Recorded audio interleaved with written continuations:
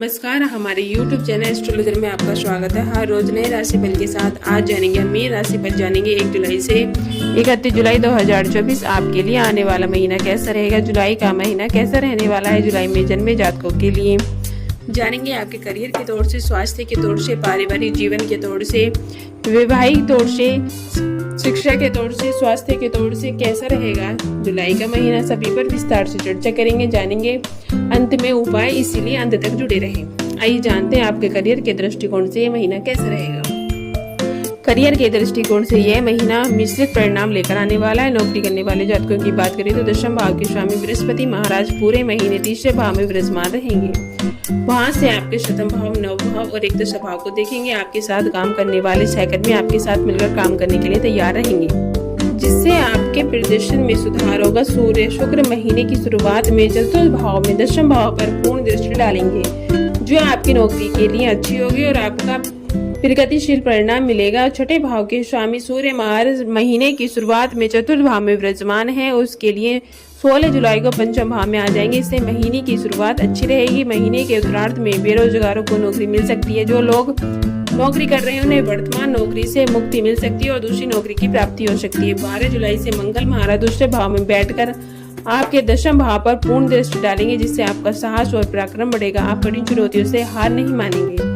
आप चीजों में मेहनत करके प्रगति करेंगे, जिससे कार्य क्षेत्र में सकारात्मक परिणाम प्राप्त होंगे। व्यापार करने वाले जातकों के लिए भी यह समय अच्छा रहेगा, क्योंकि शतम भाव के स्वामी बुध महाराज महीने की शुरुआत में आपके साथ रहेंगे। व्यापार में प्रगति होगी। देवगुरु बृहस्पति की दृष्टि शतम भाव पर होने से आपको अनुभवी और मान सम्मान वाले लोगों का साथ प्राप्त होगा।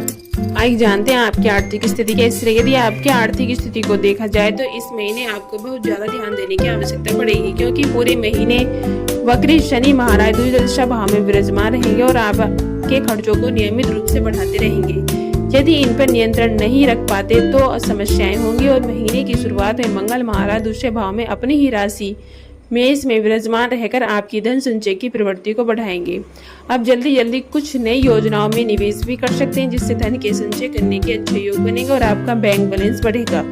आपको विदेशी मुद्रा की प्राप्ति हो सकती है। विदेश से धन प्राप्ति के योग भी बनेंगे। आपका खर्च भी होगा लेकिन धन प्राप्ति भी होगी। अब आपको यह ध्यान देना है कि अपने धन का निवेश सही समय पर सही तरीके से कर दे, तो भविष्य में आपको कोई समस्या ना हो। आइए जानते हैं आपका स्वास्थ्य कैसे रहेगा। महीना स्वास्थ्य के दृष्टिकोण से थोड़ा कमजोर रहेगा, इसीलिए आपको अपने स्वास्थ्य पर विशेष ध्यान देना होगा। शनि महाराज वक्री अवस्था में द्विदशा भाव में बैठकर शारीरिक समस्याओं को बढ़ा सकते हैं और आपकी आंखों में पानी, आंखों में दर्द होना, पैरों में और एडी में दर्द होना, चोट लगना, मोच आना, ऐसी समस्याएं आपको इस महीने देखने को मिल सकती हैं। दूसरा, आपके प्रथम भाव में राहु महाराज पूरे महीने विराजमान है, जो आपको लापरवाही भरा रवैया देंगे। अगर आप अपनी जिद पर या ध्यान नहीं देंगे तो बीमारी पड़ सकती है। दूसरे भाव में बैठे मंगल पर शनि की पूर्ण दृष्टि के कारण आपको दांतों में दर्द, आंखों में जलन, बालों को लेकर कोई समस्या महसूस हो सकती है, इसलिए थोड़ी सी सावधानी रखें। आइए जानते हैं प्रेम और वैवाहिक तौर से आपके लिए महीना कैसा रहेगा। यदि आपके प्रेम संबंध की बात करें तो महीने की शुरुआत में बुध महाराज आपके पंचम भाव में विराजमान है, जिससे आपको अपने दिल की बात अपने प्रियतम से कहने में बिल्कुल भी हिचक नहीं होगी।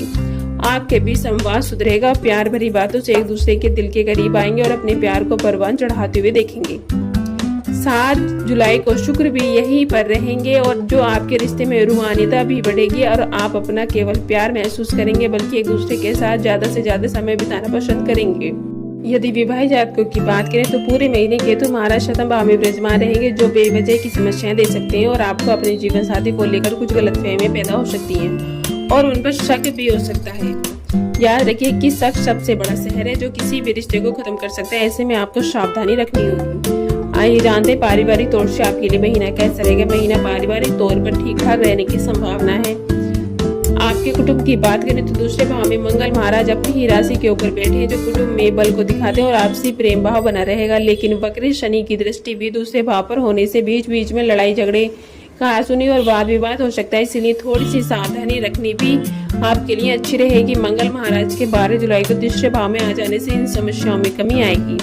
आपको अपने कुटुंब के सदस्यों से बैठकर बातचीत करनी चाहिए। यदि कोई वाद विवाद है तो समय रहते सुलझा लें। चतुर्थ भाव में महीने की शुरुआत में सूर्य और शुक्र विराजमान है, जब परिवार की इज्जत बढ़ाएंगे और परिवार का समाज में रुतबा बनेगा।